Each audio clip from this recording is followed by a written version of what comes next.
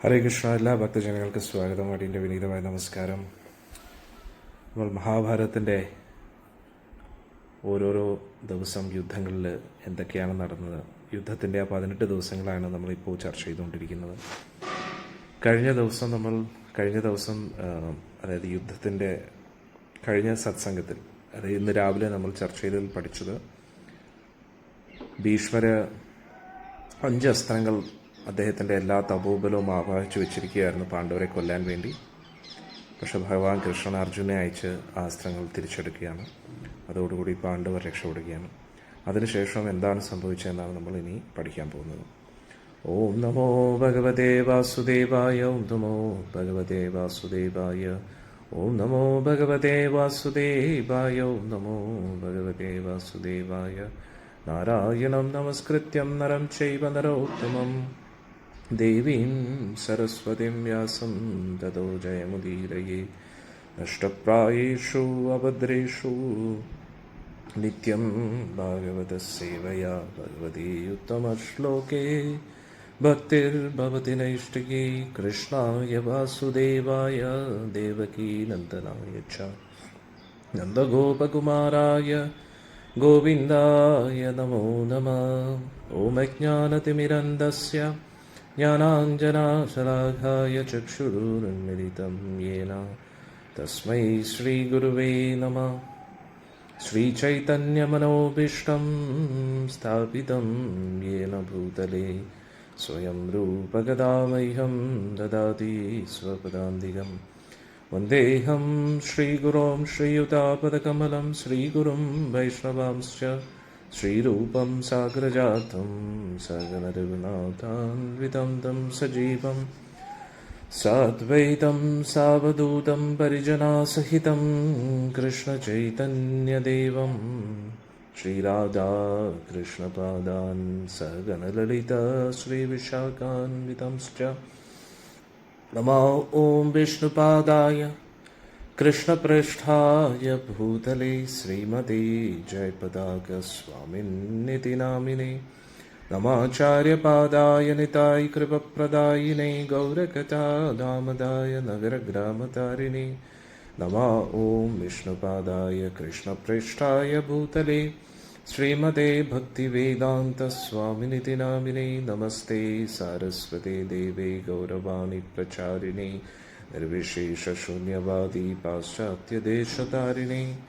നമോ ഓം വിഷ്ണുപാദായ കൃഷ്ണപ്രേഷ്ഠായ ഭൂതലേ ശ്രീമതേ ഭക്തിസിദ്ധാന്ത സരസ്വതീതി നാമിനേ. ശ്രീഭാഷവാനവീ ദേവീ ദയിതായ കൃപാബ്ദയേ കൃഷ്ണസംബന്ധവിജ്ഞാനദായിനീ പ്രഭവേ നമഃ. മാധുര്യോജ്വലപ്രേമാഢ്യ ശ്രീരൂപാനുഗഭക്തിധാ ശ്രീഗൗരകരുണാശക്തിവിഗ്രഹായ നമോസ്തുതേ. നമസ്തേ ഗൗരവാണി ശ്രീമൂർത്തേ ദീനതാരിണേ രൂപാനുഗവിരുദ്ധസിദ്ധാന്തദ്വന്ദ്വഹാരിണേ. നമോ ഗൗരകിശോരായ സാക്ഷാത് വൈരാഗ്യമൂർത്തയേ വിപ്രലംബരസാംബോധേ പാദാംബുജായതേ നമഃ. നമോ ഭക്തിവിനോദായ സച്ചിദാനന്ദനാമിനേ ഗൗരശക്തിസ്വരൂപായ രൂപാനുഗവരായതേ. ഗൗരാവിർഭാവഭൂമേസ്തം നിർദ്ദിഷ്ടസജ്ജനപ്രിയ വൈഷ്ണവः സർവഭൗമാ ശ്രീജഗന്നാഥായതേ നമഃ. നമോ മഹാവദന്യായ കൃഷ്ണപ്രേമപ്രദായതേ കൃഷ്ണായ കൃഷ്ണചൈതന്യനാമിനേ ഗൗരത്വിസേ നമഃ. പഞ്ചതത്വാത്മകം കൃഷ്ണം ഭക്തരൂപസ്വരൂപകം ഭക്താവതാരം ഭക്താഖ്യം നമാമി ഭക്തശക്തികം. വാഞ്ചാകൽപതരുഭ്യശ്ച കൃപാസിന്ധുഭ്യ ഏവ ച പതിതാനാം പാവനേഭ്യോ വൈഷ്ണവേഭ്യോ നമോ നമഃ. हे कृष्णा करुणा सिन्धो दीनबन्धो जगत्पते गोपेश गोपिका कान्त राधा कान्त नमोऽस्तुते. जयदां सुरदो पङ्गोर्मम मन्दमतेर्गति मत्सर्वस्व पादाम्बोजो राधा मदनमोहनो दिव्यद्वृन्दारण्यकल्पद्रुमद ശ്രീമദ്രത്നാകര സിംഹാസനസ്ഥോ ശ്രീമദ് രാധാ ശ്രീലഗോവിന്ദദേവോ പ്രേഷ്ടാലഭി സേവ്യമാനോ സ്മരാമി. ശ്രീമൻരാസരസാരംഭി വംശീപടത്തടസ്ഥിത കർഷൻ വേണുസ്മനേർഗോപിർ ഗോപീനാഥശ്രീസ്തുനാ. തപ്തകാഞ്ചന ഗൗരാംഗീ രാധേ വൃന്ദാവനേശ്വരി വൃഷഭാനുസുതേ ദേവി പ്രണമാമി ഹരിപ്രിയേ. ജയ ശ്രീകൃഷ്ണ ചൈതന്യ പ്രഭു നിത്യാനന്ദ ശ്രീ അദ്വൈത ഗദാധര ശ്രീവാസാദി ഗൗരഭക്തവൃന്ദ. ജയ ശ്രീകൃഷ്ണ ചൈതന്യ പ്രഭു നിത്യാനന്ദ ശ്രീ അദ്വൈത ഗദാധര ശ്രീവാസാദി ഗൗരഭക്തവൃന്ദ. ഹരേ കൃഷ്ണ കൃഷ്ണ കൃഷ്ണ ഹരേ ഹരേ, ഹരേ രാമ രാമ രാമ ഹരേ ഹരേ. ഹരേ കൃഷ്ണ കൃഷ്ണ കൃഷ്ണ ഹരേ ഹരേ, ഹരേ രാമ രാമ രാമ ഹരേ ഹരേ. ഹരേ കൃഷ്ണ കൃഷ്ണ കൃഷ്ണ ഹരേ ഹരേ, ഹരേ രാമ രാമ രാമ ഹരേ ഹരേ. മൂകം കരോതി വാചാലം പങ്കും ലങ്കായതി ഗിരിം യത്കൃപാതമഹം വന്ദേ ശ്രീഗുരും ദീനതാരിണം പരമാനന്ദമാധവം ശ്രീചൈതന്യമീശ്വരം. ഹരി ഓം തത്സത്. ഹരേ കൃഷ്ണ.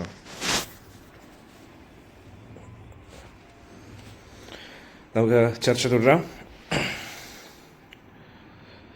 ഈ ഒരു അധ്യായത്തിലൂടെ ഭഗവാന്റെ ഭക്തവത്സലതയാണ് നമ്മൾ പഠിക്കാൻ പോകുന്നത്. കഴിഞ്ഞ മഹാഭാരത ചർച്ചയിൽ നമ്മൾ പഠിച്ചു ഭഗവാൻ എങ്ങനെയാണ് കുറച്ച് ടെൻഷനിലായത്. പ്രത്യേകിച്ച് ഭീഷ്മർ ഈ 5 അസ്ത്രങ്ങളും അദ്ദേഹത്തിൻ്റെ എല്ലാ തപോബലവും ആവാഹിച്ചതിൽ പാണ്ഡവരെ കൊല്ലാൻ വേണ്ടി റെഡിയാക്കി വെച്ചപ്പോൾ ഭഗവാന് നല്ല ടെൻഷനായി. അവസാനം അർജുനെ പറഞ്ഞയക്കുകയാണ് ആ അസ്ത്രങ്ങൾ തിരിച്ചെടുക്കാനായിട്ട്. ഇനി മുന്നോട്ട് നമുക്ക് ചർച്ച ചെയ്യാം. പിറ്റേ ദിവസം അതിരാവിലെ ഭീഷ്മർ ദുര്യോധൻ്റെ അടുത്ത് എത്തി. എന്നിട്ട് ആ 5 അസ്ത്രങ്ങൾ ചോദിച്ചു. അത് അർജുൻ ഇന്നലെ രാത്രി വന്ന് കൊണ്ടുപോയെന്ന് കേട്ടപ്പോൾ ഭീഷ്മർ നന്നായി ചിരിച്ചു. ഭീഷ്മർക്ക് വലിയ അത്ഭുതം തോന്നിയില്ല. കാരണം ഭീഷ്മർ സ്വയം ആ 5 അസ്ത്രങ്ങൾ വെച്ചിരുന്നുവെങ്കിലും ആ അസ്ത്രങ്ങളെ എങ്ങനെയെങ്കിലും കൈവശത്താക്കാൻ ഭഗവാൻ എന്തെങ്കിലും ഒരു സൂത്രം ഒപ്പിക്കുമെന്ന് ഭീഷ്മർക്കറിയായിരുന്നു. ഭീഷ്മർ ചിന്തിച്ചു, അർജുനെ രക്ഷിക്കാനായിട്ട് ഭഗവാൻ നിൽക്കുന്നിടത്തോളം കാലം, ഭഗവാൻ അർജുൻ്റെ രഥം പിടിക്കുന്നിടത്തോളം കാലം കൗരവർക്ക് ഒരു രക്ഷയില്ല എന്ന് ഭീഷ്മർക്ക് മനസ്സിലായി. ഇനി എത്ര നാൾ ഈ യുദ്ധം തുടർന്നുകൊണ്ടേയിരിക്കണം എന്നൊക്കെ ഭീഷ്മർ ചിന്തിക്കുകയാണ്. എല്ലാവരും മരിച്ചതിന് ശേഷമാണോ ഇനി യുദ്ധം അവസാനിക്കാൻ പോകുന്നത് എന്നൊക്കെ ഭീഷ്മർ ചിന്തിച്ചുകൊണ്ടിരിക്കുന്നു. ഭീഷ്മരുടെ ആ കവചമൊക്കെ ഇട്ടുകൊണ്ടിരിക്കുന്നു. എന്നിട്ട് ഭീഷ്മർ പറയുക, ആ യാദവൻ എൻ്റെ സത്യം, എൻ്റെ പ്രതിജ്ഞ ലംഘിച്ചു അല്ലേ? എനിക്കെന്തായാലും ഇനി 5 അസ്ത്രങ്ങൾ ഇനി വീണ്ടും തയ്യാറാക്കാൻ, ഇതേ ശക്തിയോടുകൂടി 5 അസ്ത്രങ്ങളെ തയ്യാറാക്കാൻ എനിക്ക് പറ്റത്തില്ല. അതുകൊണ്ട് ആ 5 പാണ്ഡവരെയും എനിക്ക് ഇന്ന് കൊല്ലാൻ കഴിയില്ല. പക്ഷെ എന്നാലും ഞാൻ എൻ്റെ ശക്തിയുടെ പരമാവധി ഇന്ന് ശ്രമിക്കും.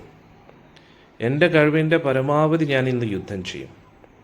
ഞാൻ ഇന്ന് പൂർണ്ണമായിട്ടും അർജുനിൽ തന്നെയായിരിക്കും എൻ്റെ യുദ്ധം കേന്ദ്രീകരിക്കുന്നത്. ഞാൻ അർജുനെങ്കിലും കൊല്ലാൻ കഴിഞ്ഞു കഴിഞ്ഞാൽ നിൻ്റെ കാര്യം നടക്കുമല്ലോ എന്ന് ദുര്യോധനോട് ഭീഷ്മർ പറഞ്ഞു. ഇതേ സമയത്ത് ഭീഷ്മർ സ്വയം ഉള്ളിൽ ഇങ്ങനെ ചിന്തിക്കുകയാണ്,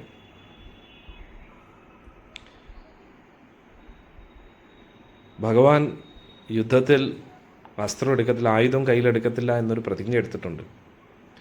എന്തായാലും ഇന്ന് ഞാൻ ആ ഒരു പ്രതിജ്ഞയെ പരീക്ഷിക്കാൻ പോവുകയാണ്.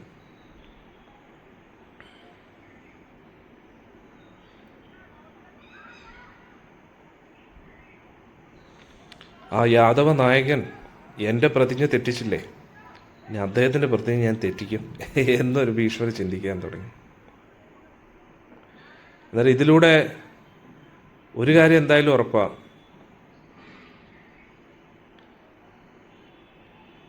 ഒന്നുകിൽ ഭഗവാൻ കൃഷ്ണ യുദ്ധം ചെയ്യും എന്നോട്, അല്ലെങ്കിൽ പിന്നെ അർജുൻ്റെ മരണമായിരിക്കും. ഇങ്ങനെ ഭീഷ്മർ ചിന്തിക്കുകയാണ്. ഇങ്ങനെ പറഞ്ഞുകൊണ്ട് ഭീഷ്മർ രഥത്തിൽ കയറി, എന്നിട്ട് സൈന്യത്തിൻ്റെ ഏറ്റവും നേതൃത്വ സ്ഥാനത്തിലേക്ക് പോവുകയാണ്. എല്ലാ സൈനികരോടും ആ വ്യൂഹത്തിൻ്റെ സർവഭദ്ര എന്ന് പറയുന്നൊരു വ്യൂഹമാണ്, അതായത് ഒരു ചിറക് വിടർത്തിയിരിക്കുന്ന ഒരു പരുന്തിൻ്റെ ആകൃതിയിലുള്ള വ്യൂഹമാണ് ഇപ്രാവശ്യം കൗരവർ തയ്യാറാക്കിയത്. അന്നേരം ഭീഷ്മർ അതിനു വേണ്ടിയുള്ള നിർദ്ദേശങ്ങൾ യോദ്ധാക്കൾക്ക് കൊടുത്തു. കൃപാചാര്യൻ, കൃതവർമ്മ, ജയദ്രഥൻ, മറ്റ് രാജാക്കന്മാരെല്ലാവരും പ്രധാന സ്ഥാനത്ത് വ്യൂഹത്തിൻ്റെ പ്രധാന സ്ഥാനങ്ങളിൽ നിൽക്കുകയാണ്. ബാക്കിയുള്ള യോദ്ധാക്കൾ ഈ വ്യൂഹത്തിൻ്റെ വലതും ഇടതും ഭാഗത്ത് അതിൻ്റെ ആ ചിറക് സ്ഥാനത്തായിട്ട് നിൽക്കുകയാണ്. അവരെല്ലാവരും അവരുടേതായിട്ടുള്ള ആ സൈന്യ വിഭാഗത്തെ സംരക്ഷിച്ചുകൊണ്ടിരിക്കുകയാണ്, അതിൻ്റെ നേതൃത്വം വഹിച്ചുകൊണ്ടിരിക്കുകയാണ്. ദുര്യോധനൻ അതിൻ്റെ നടുഭാഗത്താണ് നിൽക്കുന്നത്. ദുര്യോധനന് ചുറ്റും ബാക്കിയുള്ള സഹോദരങ്ങളും പിന്നെ അവരെ സംരക്ഷിക്കാനായിട്ട് ദ്രോണാചാര്യരും അദ്ദേഹത്തിൻ്റെ മകൻ അശ്വത്ഥാമ, പിന്നെ അലംബുഷൻ്റെ രാക്ഷസ സൈന്യം ഏറ്റവും പുറകിലായിട്ട്, അതിനോടൊപ്പം 10,000 യോദ്ധാക്കളും ഉണ്ടെന്നുള്ളത്. ദുര്യോധൻ ഭീഷ്മരെ നോക്കി സൈന്യത്തിൻ്റെ ഏറ്റവും മുൻപന്തിയിൽ നിൽക്കുന്ന ആ കൗരവ പക്ഷത്ത് നിൽക്കുന്ന നല്ല വെളുത്ത വസ്ത്രം ധരിച്ചുകൊണ്ടിരിക്കുന്ന ഭീഷ്മരെ കാണാൻ നല്ല ഭംഗിയായിരുന്നു. ചന്ദ്രൻ ഉദിച്ച് നിൽക്കുന്ന പോലെ എല്ലാവർക്കും തോന്നുമായിരുന്നു. ഭീഷ്മരെ കണ്ടതോടുകൂടി ദുര്യോധൻ്റെ പ്രതീക്ഷകൾ ഇനിയും വർദ്ധിച്ചു. ദുര്യോധൻ ചിന്തിക്കുകയാണ്, ഭീഷ്മരുടെ ഫുൾ ശക്തിയും ഉപയോഗിക്കുകയാണെങ്കിൽ തീർച്ചയായിട്ടും പാണ്ഡവ സൈന്യം ഒരുപാട് ബുദ്ധിമുട്ടും. എന്നാലും അവർ മിണ്ടാതിരിക്കത്തൊന്നുമില്ല, അവരും അവരുടെ കഴിവിൻ്റെ പരമാവധി ശ്രമിച്ചുകൊണ്ടേയിരിക്കും.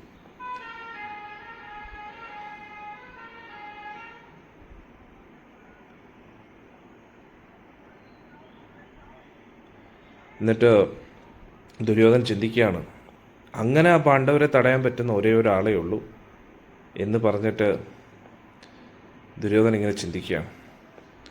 എന്നിട്ട് ദുര്യോധൻ ദുശാസനോട് പറഞ്ഞു, കാരണം ആ ഒരു വ്യക്തി എന്ന് ഉദ്ദേശിച്ചത് ശിഖണ്ഡിയാണ്.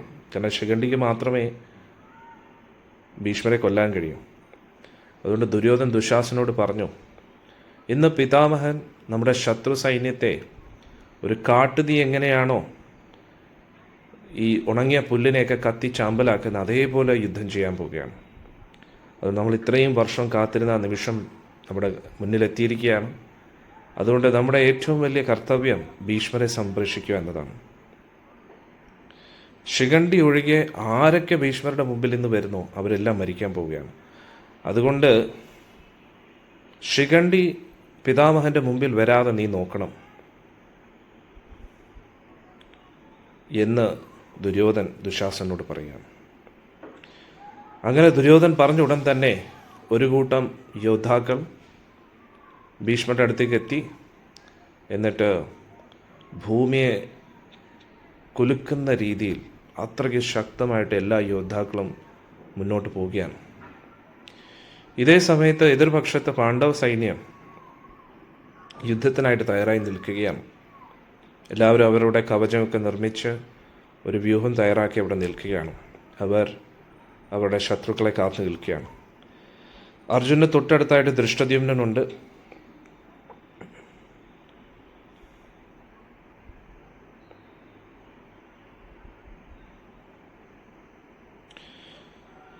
ദൃഷ്ടദ്യുമ്നനെ നോക്കി അർജുൻ പറഞ്ഞു, ഇന്നലെ ഭീഷ്മരുടെ എല്ലാ പദ്ധതികളെയും നമ്മൾ തകർത്തതുകൊണ്ട് ഭീഷ്മർ നല്ല ക്രുദ്ധനായിരിക്കും.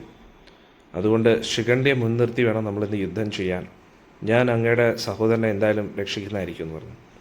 അങ്ങനെ ഇരുപക്ഷവും വളരെ ശക്തമായിട്ട് യുദ്ധം ആരംഭിച്ചു. അങ്ങോട്ടും ഇങ്ങോട്ടും വെല്ലുവിളിച്ചുകൊണ്ട് എല്ലാവരും അലറിക്കൊണ്ട് പല പല ആയുധങ്ങൾ ഏന്തി യുദ്ധം ആരംഭിച്ചു. വളരെ ശക്തമായിട്ട് അങ്ങോട്ടും ഇങ്ങോട്ടും വെട്ടിയും കുത്തിയും കൊന്നുകൊണ്ടിരിക്കുന്നു. യുദ്ധം നടന്നുകൊണ്ടിരിക്കുമ്പോൾ തന്നെ ചെന്നായ്ക്കളൊക്കെ ഓലിയിടാൻ തുടങ്ങി. കാരണം അവരുടെ ഭക്ഷണത്തിന് വേണ്ടി അവർ ആകാംക്ഷയോടെ കാത്തിരിക്കുകയാണ്. പല പല ദുർനിമിത്തങ്ങളും പല ദിശകളിൽ നിന്നും കാണാൻ തുടങ്ങി. കുതിരകളും മറ്റ് ആനകളും എല്ലാവരും കരയുമായിരുന്നു. അവരെല്ലാം ഓടിക്കൊണ്ടിരിക്കുകയായിരുന്നു. ഇങ്ങനെ പല പല ദുർനിമിത്തങ്ങൾ കണ്ടിട്ടും യോദ്ധാക്കൾ ഇതിലൊന്നും ഭയപ്പെടാതെ ശക്തമായിട്ട് യുദ്ധം ചെയ്തുകൊണ്ടിരിക്കുകയാണ്. ഒരു ദയയില്ലാതെ അവർ അന്യോന്യം അങ്ങോട്ടും ഇങ്ങോട്ടും ആക്രമിച്ചുകൊണ്ടിരിക്കുകയാണ്. ചിലവരെ വെട്ടിക്കൊല്ലുന്നു, ചിലവരെ കുത്തിക്കൊല്ലുന്നു, ചിലവരെ കീറി കൊല്ലുന്നു. രഥത്തിലിരിക്കുന്ന യോദ്ധാക്കൾ അസംഖ്യമാസ്ത്രങ്ങൾ മഴ പെയ്യിപ്പിക്കുന്നത് പോലെ ചെയ്തുകൊണ്ടിരിക്കുക, അസ്ത്രം അയച്ചുകൊണ്ടിരിക്കുകയാണ്. അതേ സമയത്ത് അസംഖ്യം കുന്തങ്ങൾ അങ്ങോട്ടും ഇങ്ങോട്ടും ആകാശത്ത് പറന്ന് നടക്കുന്നതായിട്ട് കാണുകയാണ്. അങ്ങനെ പാണ്ഡവ സൈന്യത്തിൻ്റെ മധ്യത്തിലൂടെ അഭിമന്യു അസാമാന്യ കഴിവുകൾ കാണിച്ചുകൊണ്ട് ശക്തമായിട്ട് മുന്നോട്ട് വന്നുകൊണ്ടിരിക്കുന്നു. അഭിമന്യു നേരെ ദുര്യോധൻ്റെ കൂട്ടങ്ങൾക്ക് എതിരെ ആക്രമണം ആരംഭിച്ചു എന്നുള്ളതാണ്. അസംഖ്യം അസ്ത്രങ്ങൾ ദുര്യോധനെതിരെ എറിഞ്ഞു എന്നുള്ളതാണ്. ദുര്യോധൻ്റെ കൂട്ടർക്കെതിരെ ആ അഭിമന്യുവിൻ്റെ വേഗത കണ്ടിട്ട് എല്ലാവരും സ്തംഭിച്ചു പോയെന്നുള്ളതാണ്. അസംഖ്യം യോദ്ധാക്കൾ മരിച്ചു വീണു. രഥങ്ങളെല്ലാം തുണ്ടം തുണ്ടമായി, ആനകളെല്ലാം ചത്തു വീണു. അഭിമന്യുവിൻ്റെ അസ്ത്രങ്ങൾ ഇനിയും വന്നുകൊണ്ടിരിക്കുന്നു. വളരെ ശക്തമായിട്ടുള്ള സർപ്പങ്ങളെ പോലെയായിരുന്നു ഓരോ അസ്ത്രങ്ങളും വന്നുകൊണ്ടിരിക്കുന്നത്. അഭിമന്യു നിൽക്കുന്ന അവിടുത്തെ ആ വ്യൂഹം തകർന്നു. കൗരവപക്ഷത്തിൻ്റെ അവർക്കാർക്കും അഭിമന്യുവിനെ നോക്കാൻ പോലും പേടിയായിരുന്നു. അഭിമന്യുവിൻ്റെ വില്ല് എപ്പോഴും വളഞ്ഞു തന്നെ ഇരിക്കുകയായിരുന്നു. എന്നിട്ട് തുടർച്ചയായിട്ട് അസ്ത്രങ്ങൾ വന്നുകൊണ്ടിരിക്കുകയായിരുന്നു.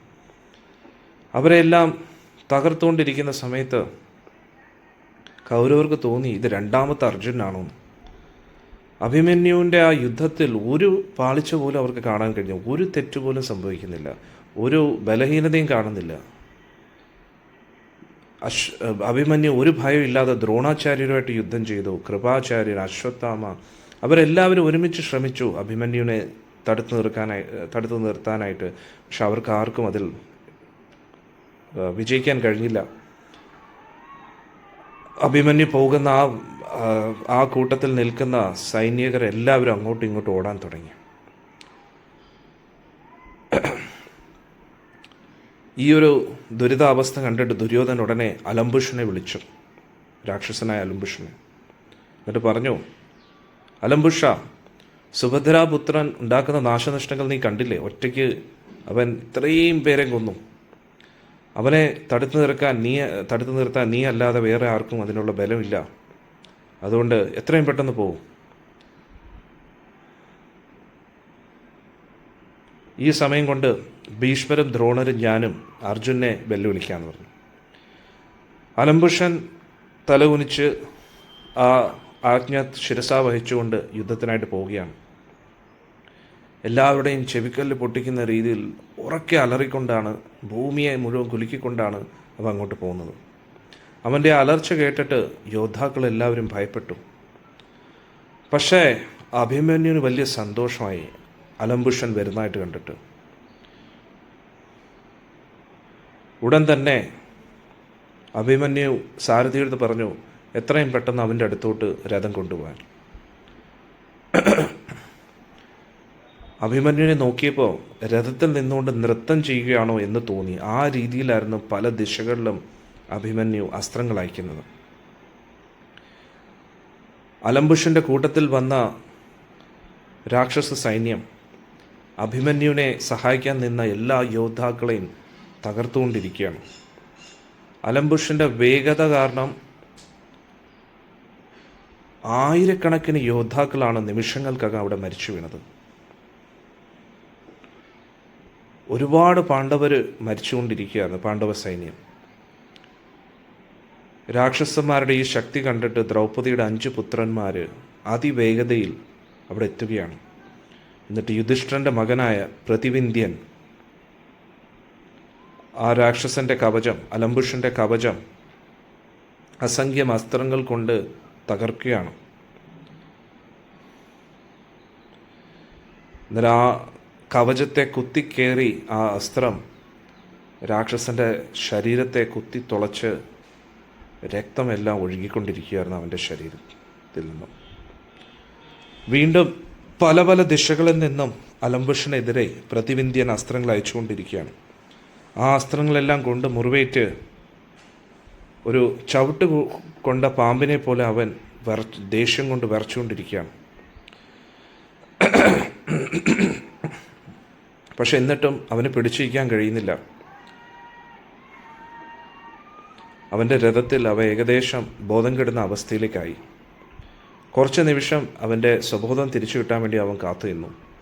എങ്ങനെയോ ബോധം തിരിച്ചു കിട്ടിയപ്പോൾ അവൻ വീണ്ടും ചാടി എഴുന്നേറ്റു. എന്നിട്ട് ദേഷ്യം കൊണ്ട് വീണ്ടും വിറച്ചുകൊണ്ടിരിക്കുകയാണ്.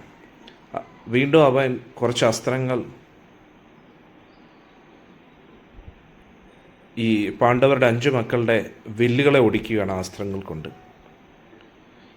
ഈ 5 സഹോദരന്മാരും അതിഭീകരമായിട്ട് അതിഗുരുതര അവസ്ഥയിൽ മുറിവേൽക്കുകയാണ് അവർക്കെല്ലാവർക്കും. വീണ്ടും അവരെ 5 പേരെയും കൊല്ലാൻ വേണ്ടി തന്നെ അതിതീക്ഷണമായിട്ടുള്ള അസ്ത്രങ്ങൾ അയക്കുകയാണ്. ആ അസ്ത്രങ്ങൾ ഈ 5 സഹോദരന്മാരുടെയും രഥത്തിലുണ്ടായിരുന്ന 4 കുതിരകൾ വെച്ച് എല്ലാത്തിനെയും കൊല്ലുകയാണ്. അതിൻ്റെ സാരഥികളെയും കൊല്ലുകയാണ്.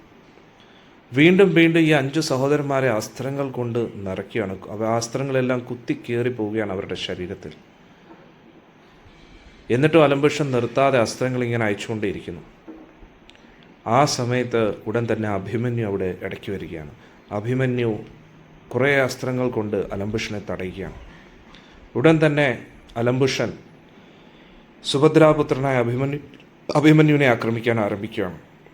അങ്ങനെ ഇവർ രണ്ടുപേരുമായിട്ട് അതിഭീകര യുദ്ധം തുടങ്ങിയാണ്. രണ്ടുപേരുടെയും കണ്ണുകൾ ചുവന്ന് അവരെല്ലാം കുറേ നേരം അങ്ങോട്ടും ഇങ്ങോട്ടും നോക്കിയിരുന്നു ആ ദേഷ്യം കാരണം. എന്നിട്ട് രണ്ടുപേരും അലറിക്കൊണ്ട് അവരുടെ വില്ല് വളച്ച് അസ്ത്രങ്ങൾ അയക്കാൻ തുടങ്ങി.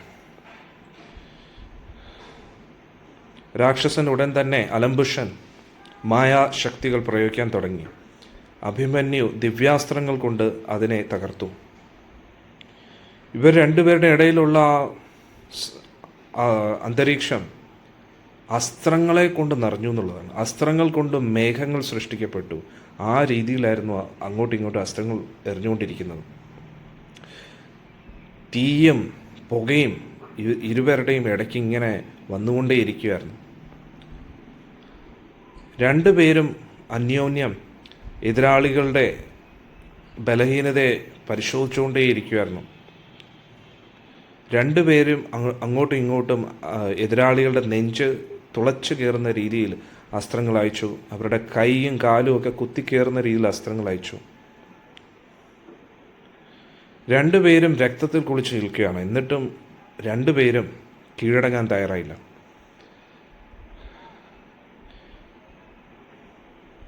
അതിനുശേഷം അഭിമന്യു കുറേ അസ്ത്രങ്ങൾ ശക്തമായിട്ട് എറിഞ്ഞു. അത് അലംബുഷൻ്റെ ശരീരത്തെ തുളച്ച് ഭൂമിയിലേക്ക് പോയി വീണു. അലംബുഷൻ വേദന കൊണ്ട് പുളയാൻ തുടങ്ങി. എന്നിട്ട് അവൻ്റെ അഭിമന്യുവിനെ നോക്കാൻ പോലും പറ്റുന്നില്ല. ഉടൻ തന്നെ അവൻ്റെ വീണ്ടും മായാശക്തികൾ ഉപയോഗിച്ച് അഭിമന്യുവിന് ചുറ്റും വലിയൊരു ഇരുട്ട് സൃഷ്ടിച്ചു. അവിടെയുള്ള ആർക്കും ഒന്നും കാണാൻ കഴിയുന്നില്ലായിരുന്നു. ഉടൻ തന്നെ അഭിമന്യു സൂര്യാസ്ത്രത്തെ ആവാഹിച്ചു. ആ സൂര്യാസ്ത്രം വന്ന ഉടൻ തന്നെ വീണ്ടും എല്ലാം കാണാൻ പറ്റുന്ന രീതിയിലായി. വീണ്ടും അഭിമന്യു അസംഖ്യം അസ്ത്രങ്ങൾ കൊണ്ട് അലംബുഷനെ മൂടിയെന്നുള്ളതാണ്. അലംബുഷൻ വളരെയധികം ദുഃഖത്തിലായി. അലംബുഷൻ വീണ്ടും മായാപ്രയോഗങ്ങൾ ആരംഭിച്ചു. പല പല ഭീകര ജീവികൾ അഭിമന്യുവിന് ചുറ്റും വരുന്നതായിട്ട് അഭിമന്യു കണ്ടു. പലതരം ആയുധങ്ങളേന്തി അവരെല്ലാവരും അഭിമന്യുവിനെ കൊല്ലാൻ വേണ്ടി ചുറ്റും വളഞ്ഞു. എന്നിട്ടും ഒട്ടും ഒരു കുലുക്കം ഇല്ലാതെ പല ദിവ്യാസ്ത്രങ്ങൾ ഉപയോഗിച്ച് അഭിമന്യു അതിനെയൊക്കെ മറികടക്കുകയാണ്. അലംബുഷൻ്റെ എല്ലാ മായാപ്രയോഗങ്ങളെയും ഭഗവാന്റെ ശിഷ്യനായ അഭിമന്യു മറികടക്കുകയാണ്. ഉടൻ തന്നെ അലംബുഷൻ രഥത്തിൽ നിന്ന് ചാടി ഓടുകയാണ്. അലംബുഷനെ തോൽപ്പിച്ചതിന് ശേഷം വീര അഭിമന്യു കൗരവ സൈന്യത്തെ തകർക്കാൻ തുടങ്ങി. ഒരു ആന എങ്ങനെയാണോ കുളത്തിൽ കയറി താമര താമരകളെയെല്ലാം തകർക്കുന്നത് അതേപോലെ ഭീഷ്മർക്ക് മാത്രമേ ഇനി അഭിമന്യുവിനെ തടയാൻ കഴിയൂ. ഉടൻ തന്നെ ഭീഷ്മരെ സഹായിക്കാനായിട്ട് ഒരു കൂട്ടം യോദ്ധാക്കളും അവിടെ എത്തി. അതേ സമയത്ത് പാണ്ഡവ യോദ്ധാക്കളും അഭിമന്യുവിനെ സഹായിക്കാനായിട്ട് എത്തി. അവിടെ ഒരു പൊതുയുദ്ധമായിട്ട് മാറുകയാണ്. ഇതേ സമയത്ത് ദുര്യോധൻ, ദ്രോണാചാര്യർ, കൃപാചാര്യ, സുശർമൻ, ത്രികർത്തകൻ ഇവരെല്ലാവരും അർജുനെതിരെ യുദ്ധം ചെയ്തുകൊണ്ടിരിക്കുകയാണ്. എല്ലാവരും ദിവ്യാസ്ത്രങ്ങൾ ഉപയോഗിച്ചുകൊണ്ടിരിക്കുകയാണ്. അന്യോന്യം അങ്ങോട്ടും ഇങ്ങോട്ടും ദിവ്യാസ്ത്രങ്ങൾ ഫുൾ ശക്തിയിൽ ഉപയോഗിച്ചുകൊണ്ടിരിക്കുകയാണ്. ദ്രോണരും അർജുനുമായിട്ടുള്ള യുദ്ധം കണ്ടപ്പോൾ സാക്ഷാൽ മഹാദേവനും യമരാജനും തമ്മിൽ യുദ്ധം ചെയ്യുന്ന പോലെ തോന്നി. അവരുടെ ബന്ധങ്ങളൊക്കെ മറന്നുപോലെ തോന്നി. അവരെല്ലാവരും ഒരു ദയയും കാരുണ്യം കാണിക്കാതെ അങ്ങോട്ടും ഇങ്ങോട്ടും യുദ്ധം ചെയ്തുകൊണ്ടിരിക്കുകയാണ്. ത്രികർത്തകന്മാർ അർജുനെ വീണ്ടും വീണ്ടും വെല്ലുവിളിച്ച് എല്ലാ ദിശകളിൽ നിന്നും അസ്ത്രം അയച്ചുകൊണ്ടിരിക്കുകയാണ്. അർജുൻ എല്ലാ ദിശകളിൽ നിന്നും അസ്ത്രങ്ങളാൽ മൂടിപ്പെട്ടു. പക്ഷെ എന്നിട്ടും നിമിഷങ്ങൾക്കകം ആ അസ്ത്രങ്ങൾക്കെല്ലാം മറുപടി അയക്കുകയാണ് അർജുൻ. ഇത് കണ്ടിട്ട് ദേവന്മാർ പോലും അത്ഭുതപ്പെട്ടു. എത്ര വേഗതയിലാണ് അർജുൻ അസ്ത്രം അയക്കുന്നത്. ഇത്രയും യോദ്ധാക്കൾ ഒറ്റയ്ക്ക് നിൽക്കുന്ന അർജുനായിട്ട് യുദ്ധം ചെയ്തപ്പോൾ അർജുൻ വായു അസ്ത്രം ഉപയോഗിച്ചു. ഉടൻ തന്നെ വലിയൊരു കൊടുങ്കാറ്റ് സൃഷ്ടിച്ചു. യോദ്ധാക്കളും രഥങ്ങളും ആനകളും ഒക്കെ ആകാശത്ത് പറക്കാൻ തുടങ്ങി. ഉടൻ തന്നെ ആ തകർച്ച കണ്ടിട്ട് ദ്രോണാചാര്യർ ശൈലാസ്ത്രം ഉപയോഗിച്ചു. ഉടൻ തന്നെ ആകാശത്ത് പറന്നുകൊണ്ടിരുന്ന അവരെല്ലാവരും ഭൂമിയിൽ വീണു. അർജുനാണെങ്കിൽ നമുക്ക് കാണാൻ പോലും പറ്റാത്ത അത്ര വേഗതയിലാണ് അസ്ത്രം അയച്ചുകൊണ്ടിരിക്കുന്നത്. അതായത് ആ അസ്ത്രങ്ങൾ കൊള്ളുമ്പോൾ മാത്രമേ അറിയാൻ പറ്റൂ അർജുൻ അസ്ത്രം അയച്ചു എന്നും. ത്രികർത്തകന്മാരുടെ ആ യോദ്ധാക്കൾ എല്ലാവരും ആടാൻ തുടങ്ങി, ആടി ഒലഞ്ഞ് വീഴാൻ തുടങ്ങി. അർജുനെതിരെ നിന്നവരെല്ലാം വിളിച്ചു കൂവിക്കൊണ്ട് ഓടുകയാണെന്നുള്ളത്. അവരെല്ലാം ബോധം കെട്ട് വീഴുകയാണ്. ഉടൻ തന്നെ ദുര്യോധൻ, കൃപാചാര്യർ, അശ്വത്ഥാമ, ശല്യൻ, ബാഹ്ലികൻ അങ്ങനെ കൗരവ വിഭാഗത്തിലെ പ്രധാന യോദ്ധാക്കൾ അർജുനെ വളഞ്ഞു എന്നുള്ളതാണ്. എന്നിട്ട് ഭാഗതത്തിനും ശ്രുതായുഷ് ഒരു കൂട്ടം ആനകളുമായിട്ട് ഭീമനെ ചുറ്റി വളഞ്ഞു എന്നുള്ളതാണ്. അർജുനെ സഹായിച്ചുകൊണ്ടിരിക്കുകയായിരുന്നു ഭീമൻ. അങ്ങനെ ഇവരെല്ലാവരും കൂടെ ചേർന്ന് പാണ്ഡവരെ ഒന്ന് പിടിച്ചു നിർത്താൻ നോക്കുകയായിരുന്നു. അതേ സമയത്ത് ഭീഷ്മർ യുധിഷ്ഠിരൻ്റെ അടുത്തേക്ക് എത്തി. അന്നേരം ഭീഷ്മർ ചിന്തിക്കുകയായിരുന്നു, എങ്ങനെയെങ്കിലും യുധിഷ്ഠിരനെ അങ്ങ് ബന്ദിയാക്കി കഴിഞ്ഞാൽ യുദ്ധം തീരുമല്ലോ. യുധിഷ്ഠിരന് ചുറ്റും ആയിരക്കണക്കിന് തേരാളികളും കുതിരപ്പടയാളികളും ഉണ്ടായിരുന്നു.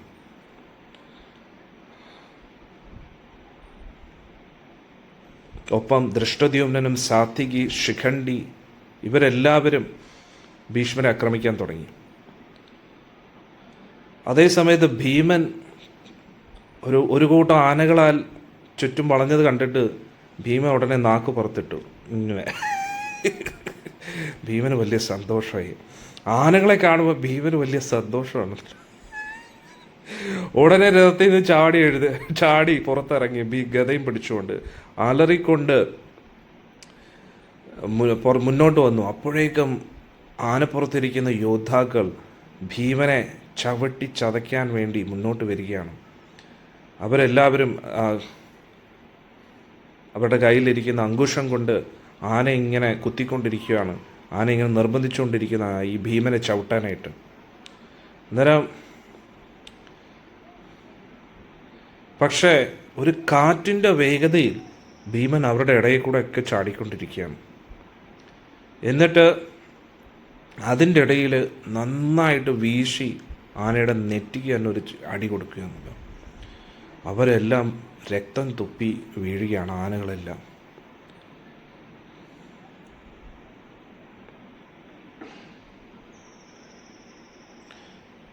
പക്ഷെ അതേ സമയത്ത് ഇതിൻ്റെ ഇടയിൽ ആനയുടെ കൊമ്പ് വെച്ച് കുത്തും കിട്ടുന്നുണ്ട് ഭീമന്.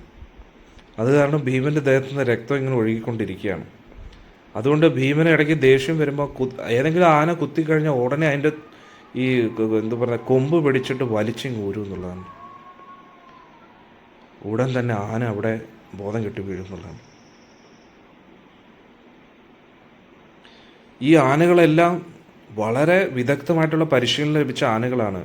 അതായത് എതിരാളികളെ ചവിട്ടി ചതയ്ക്കാനും കൊല്ലാനുമുള്ള എല്ലാ പരിശീലനവും ലഭിച്ച ആനകളാണ്. പക്ഷേ ഭീമൻ ഒറ്റയ്ക്ക് ആ വലിയ ആന യോദ്ധാക്കൾ, ആനപ്പുറത്തിരുന്ന് ആനക്കൂട്ടങ്ങൾ നിറഞ്ഞ ആ ഒരു വിഭാഗത്തെ, സൈന്യ വിഭാഗത്തെ മുഴുവൻ ഒറ്റയടിക്ക് ഭീമൻ തകർത്തു എന്നുള്ളതാണ്. ഇനി ആരെങ്കിലും അവിടെ അവശേഷിച്ചിട്ടുണ്ടെങ്കിൽ അവരെല്ലാവരും ഓടി എന്നുള്ളതാണ്. ഇതേ സമയത്ത് അർജുനെ ചുറ്റി വളഞ്ഞ യോദ്ധാക്കളെയെല്ലാം ഓടിച്ചുകൊണ്ടിരിക്കുകയാണ് അർജുൻ. കൗരവരെല്ലാം ഓടി. ഉടൻ തന്നെ ഭീമനും അർജുനും യുധിഷ്ഠിരൻ്റെ അടുത്തേക്ക് എത്തി. അവിടെ ഭീഷ്മർ ഇപ്പോഴും യുധിഷ്ഠിരനെ ബന്ദിയാക്കാൻ ശ്രമിച്ചുകൊണ്ടിരിക്കുകയാണ്. ഭീഷ്മർ ക്രോധത്താൽ യുദ്ധം ചെയ്യുന്നതുകൊണ്ട് ഒരു സോമകന്മാരെന്ന് പറയുന്ന ഒരു വിഭാഗത്തെ മൊത്തത്തിൽ, പാണ്ഡവ പക്ഷത്തിൽ നിന്ന് യുദ്ധം ചെയ്യുന്ന സോമകർ എന്ന് പറയുന്ന ഒരു വിഭാഗം സൈനികരെ എല്ലാം ഒരാളെ പോലും ബാക്കി വയ്ക്കാതെ തീർത്തു എന്നുള്ളതാണ്. അവരെല്ലാം വളരെ സാഹസിക യുദ്ധം ചെയ്യുന്നവരായിരുന്നു, വളരെ വീരയോദ്ധാക്കളായിരുന്നു. പക്ഷെ അവർക്കാർക്കും ഭീഷ്മൻ്റെ മുമ്പിൽ നിൽക്കാൻ കഴിഞ്ഞില്ല. വിരാടൻ, ദ്രുപദൻ്റെ 2 പുത്രന്മാരും ഭീഷ്മരെ വെല്ലുവിളിച്ചു. അവരെല്ലാവരും, ദ്രുപദൻ്റെ 2 പുത്രന്മാർ, ദൃഷ്ടദ്യുമ്നും ശിഖണ്ഡി, അവരെല്ലാം കുറേ അസ്ത്രങ്ങൾ കൊണ്ട് നല്ല ആഴത്തിൽ മുറിവ് ഏൽപ്പിച്ചു ഭീഷ്മരെ. ശിഖണ്ഡി മുന്നോട്ട് വന്ന് വീണ്ടും വീണ്ടും വെല്ലുവിളിച്ചുകൊണ്ടേയിരുന്നു. ഒരു 100 അസ്ത്രങ്ങൾ അയച്ചു. പക്ഷെ ഭീഷ്മർ അനങ്ങില്ല. ശിഖണ്ഡിയിൽ നിന്നും മോൻ തിരിച്ചിട്ട് ദ്രുപദനെയും വിരാടനെയും ഭീഷ്മർ ആക്രമിച്ചു. ദൃഷ്ടദ്യുമ്നൻ രഥത്തെ ഏറ്റവും മുന്നിൽ കൊണ്ടുവന്ന് 3 അസ്ത്രങ്ങൾ ഭീഷ്മർക്കെതിരെ അയച്ചു. അത് ഭീഷ്മരുടെ കവചത്തെ തുളച്ച് നെഞ്ചിൻ്റെ ഉള്ളിലോട്ട് കയറിപ്പോയെന്നാണ്. അങ്ങനെ രക്തത്തിൽ കുളിച്ചു നിൽക്കുകയാണ് ഭീഷ്മർ.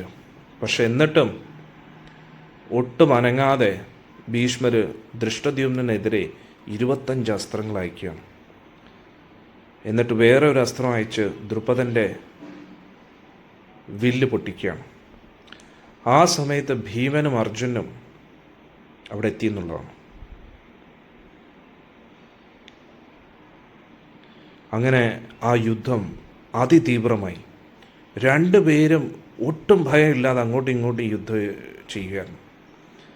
ഇരുപക്ഷത്തിലുള്ളവരും ഇനി മരണമെങ്കിൽ മരണം, ജയമെങ്കിൽ ജയം, എന്തായാലും നമ്മൾ യുദ്ധം ചെയ്യുമെന്ന് പറഞ്ഞ് യുദ്ധം ചെയ്തുകൊണ്ടിരിക്കുകയാണ്.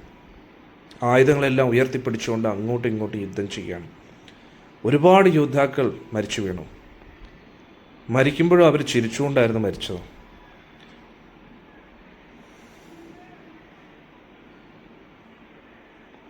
കുതിരകളൊക്കെ, അവരുടെ പുറത്ത് ഇരുന്ന യോദ്ധാക്കൾ മരിച്ചു. അതുകൊണ്ട് കുതിരകൾക്ക് എന്ത് ചെയ്യണമെന്ന് അറിയത്തില്ല. കുതിരകളൊക്കെ ഭ്രാന്ത് പിടിച്ച പോലെ അങ്ങോട്ടും ഇങ്ങോട്ടും ഓടുകയാണ്. ഒരുപാട് തേരാളികൾ അവരുടെ രഥത്തിൽ നിന്ന് മരിച്ചു വീണ് കിടക്കുകയാണ്. അവരുടെ ആയുധങ്ങളും അവരുടെ കവചങ്ങളും ഒക്കെ തകർന്ന് അവരുടെ കൈകളൊക്കെ അറുത്ത് അവർ രഥത്തിൽ കിടക്കുകയാണ്. അതായത് മരിച്ചു വീണതിന് അവിടെ ഒരു കണക്കില്ലായിരുന്നു. അതായത് ഇപ്പോൾ ഈ യുദ്ധത്തിൽ തന്നെ, ഇവർ തമ്മിൽ നടന്ന ആ യുദ്ധത്തിൽ തന്നെ ഒരു കൂട്ടം ശവങ്ങൾ അവിടെ എല്ലാം കൂടിക്കിടക്കുകയാണ്. നിമിഷങ്ങൾക്കകം അവിടെ രക്തത്തിൻ്റെ പുഴ ഇങ്ങനെ ഒഴുകാൻ തുടങ്ങി. അതിനാ രക്തത്തിൻ്റെ ആ ഒഴുക്കിൽ പല ആൾക്കാരുടെയും തലകളും കൈകളും കാലുകളും ശരീരഭാഗങ്ങളും ഒക്കെ കാണാൻ പറ്റുമായിരുന്നു.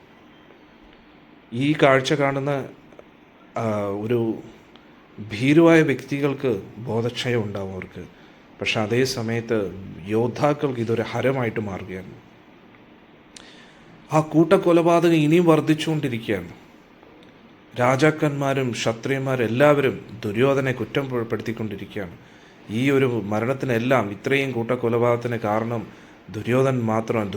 ദുര്യോധൻ്റെ അന്ധനായ ധൃതരാഷ്ട്രമാണ് അച്ഛൻ. ധൃതരാഷ്ട്രം എത്രയും ക്രൂരനും ഇത്രയും അത്യാഗ്രഹമായത് എന്തുകൊണ്ടാണ്? അവർക്ക് എന്തുകൊണ്ടാണ് പാണ്ഡവരോട് ഇത്രയും ദ്വേഷം? ഇതെല്ലാം ചിന്തിച്ചും പറഞ്ഞും കൊണ്ടാണ് പല യോദ്ധാക്കളും യുദ്ധം ചെയ്യുന്നത്. ഇതെല്ലാം കേട്ടിട്ട് ദുര്യോധന് ഭയങ്കര ദേഷ്യമായി.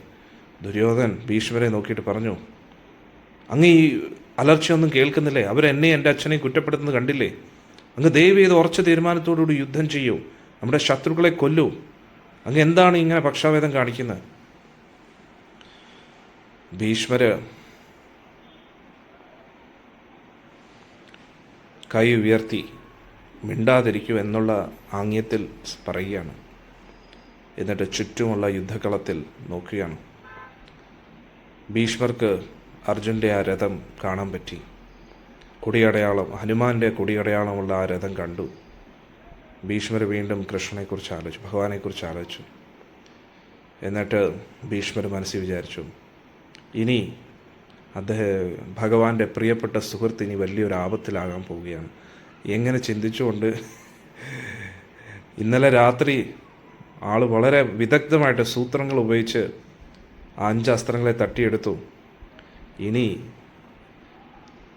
ഭഗവാൻ എന്തായിരിക്കും അർജുനെ രക്ഷിക്കാൻ വേണ്ടി ചെയ്യുന്നത് എന്ന് ഉള്ളിൽ സന്തോഷിച്ചുകൊണ്ട് ഭീഷ്മര് നേരെ അർജുനെ വെല്ലുവിളിക്കാൻ പോവുകയാണ്. ഭഗവാനുമായിട്ടുള്ള ഏറ്റുമുട്ടൽ എന്തായാലും നല്ലതിലേക്ക് കലാശിക്കുമെന്ന് ഭീഷ്മർക്കറിയായിരുന്നു. അതുകൊണ്ട് ഭീഷ്മര് സാരഥിയെടുത്ത് പറഞ്ഞു അർജുൻ്റെ അടുത്തേക്ക് രഥം കൊണ്ടുപോകാനായിട്ട്. ഭീഷ്മരെടുത്ത ആ പ്രതിജ്ഞയെ ഓർത്തുകൊണ്ട് എതിരെ വരുന്ന ഓരോ പടയാളികളെയും കൊന്നുകൊണ്ടിരിക്കുകയാണ്. ആ സമയത്ത് അർജുൻ സുശർമനുമായിട്ട് യുദ്ധം ചെയ്തുകൊണ്ടിരിക്കുകയാണ് ഭീഷ്മരെത്തിയപ്പോൾ.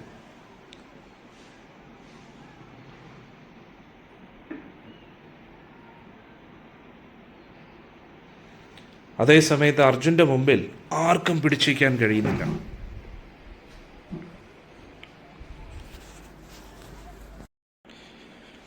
ഹരേ കൃഷ്ണ. ഭീഷ്മര് അർജുൻ്റെ അടുത്തേക്ക് എത്തിയപ്പോൾ അർജുൻ സുശർമൻ്റെ ആ യോദ്ധാക്കളുമായിട്ട് യുദ്ധം ചെയ്തുകൊണ്ടിരിക്കുകയായിരുന്നു. അർജുനാണെങ്കിൽ സാക്ഷാൽ യമനെ പോലെയായിരുന്നു അവരെ സംബന്ധിച്ചിടത്തോളം, അർജുനെതിരെ യുദ്ധം ചെയ്യുന്നവരെ സംബന്ധിച്ചിടത്തോളം. ഒരു കാരണവും ഇല്ലാതെ അർജുൻ എല്ലാവരെയും കൊന്നുകൊണ്ടിരിക്കുകയാണ്.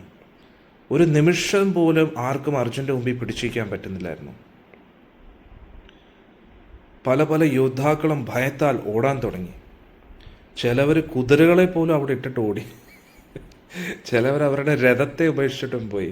ചിലവർ ആനപ്പുറത്തുനിന്ന് ചാടി ഓടി രക്ഷപ്പെടാൻ തുടങ്ങി.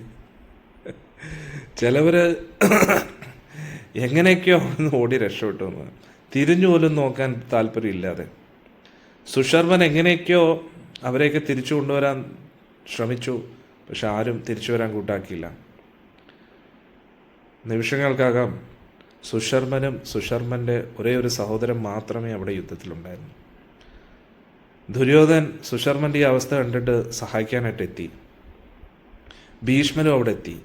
അവരെല്ലാവരും കൂടെ കൂട്ടത്തിൽ അസംഖ്യ അസ്ത്രങ്ങൾ അർജുനെതിരെ അയക്കാൻ തുടങ്ങി. പാണ്ഡവരെല്ലാവരും അർജുനെ സഹായിക്കാനായിട്ട് അവിടെ എത്തി. അതേ സമയത്ത് കൗരവപക്ഷത്തെ പല യോദ്ധാക്കളും ഭീഷ്മരെ സഹായിക്കാനെത്തി. അങ്ങനെ 2 വിഭാഗത്തിലും ഏറ്റവും പ്രധാനപ്പെട്ട യോദ്ധാക്കൾ അങ്ങോട്ടും ഇങ്ങോട്ടും യുദ്ധം ചെയ്തുകൊണ്ടിരിക്കുകയാണ്. സാത്വികിയും കൃതവർമ്മയും അവരുടെ സൗഹൃദത്തെയൊക്കെ മറന്ന് യുദ്ധം ചെയ്തുകൊണ്ടിരിക്കുകയാണ്. ദ്രോണാചാര്യർ ദ്രുപദനുമായിട്ട് യുദ്ധം ചെയ്തു ഇരിക്കുകയായിരുന്നു. ഭീമൻ ബാലികനുമായിട്ട്, ദുര്യോധനും ശകുനിയും ധൃതരാഷ്ട്രപുത്രന്മാരും യുധിഷ്ഠിരനും നകുല സഹദേവന്മാരുമായിട്ട് യുദ്ധം ചെയ്തുകൊണ്ടിരിക്കുകയാണ്. പണ്ടത്തെ എന്തോ പ്രതികാരം തീർക്കുന്ന രീതിയിലായിരുന്നു പാണ്ഡവ സൈന്യത്തിനെതിരെ യുദ്ധം ചെയ്തുകൊണ്ടിരിക്കുന്നത്. സാക്ഷാൽ യമരാജന് പോലും ഭീഷ്മരെ തടയാൻ പറ്റാത്ത രീതിയിലായിരുന്നു ഭീഷ്മരുടെ യുദ്ധം.